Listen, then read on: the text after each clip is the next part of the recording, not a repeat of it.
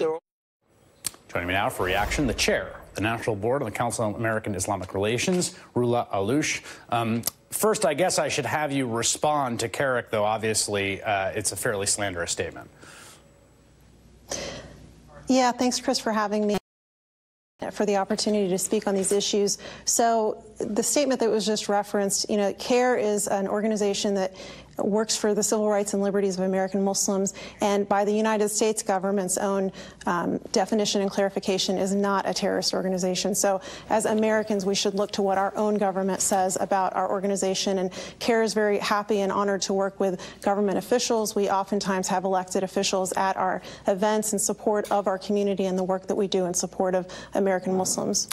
There has been, we have seen a real pernicious anti-Muslim bigotry in American politics in the last 18 years, and even before them, but intensified after 9/11, I think it's fair to say.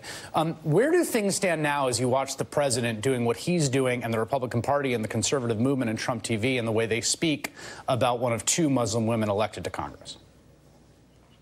I mean, what we're seeing, Chris, is such an increase in hateful attacks against Muslims, and very specifically Representatives Tlaib and Omar. Representative Omar is a courageous leader. She's someone who's speaking her truth. As you referenced, she's somebody who knows a lot about life. She survived war. She chose a new land, and she's committed to serving as an American and serving the American people as a representative in Congress.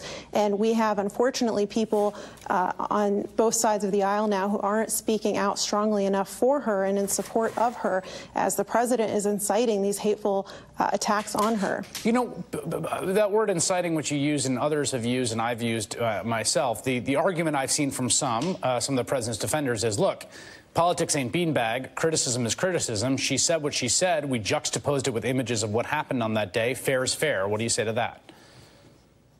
Well, first, her words were taken out of context, and secondly, and probably even more importantly, she has reported that she's seeing an increase in death threats and attacks against her, and to the point where she's now receiving attacks daily. This is a person in our country who's serving as a representative in Congress and deserves people on both sides of the aisle to say enough is enough.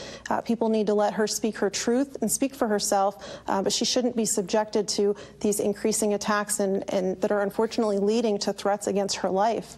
Is there, how would you say things are more broadly? I mean, obviously, Ilhan Omar has become a kind of a lightning rod for certain aspects of our political system and its bigotries.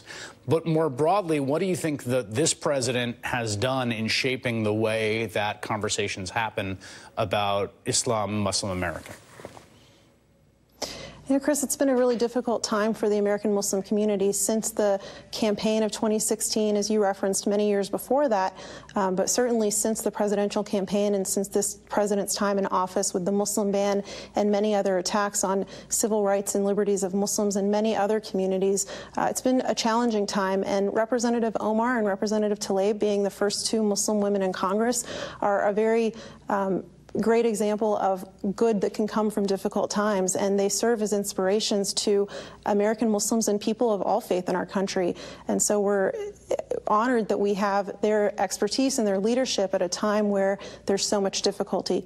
All right, Roula Allouch of CAIR, thank you for your time tonight. Thank you, Chris.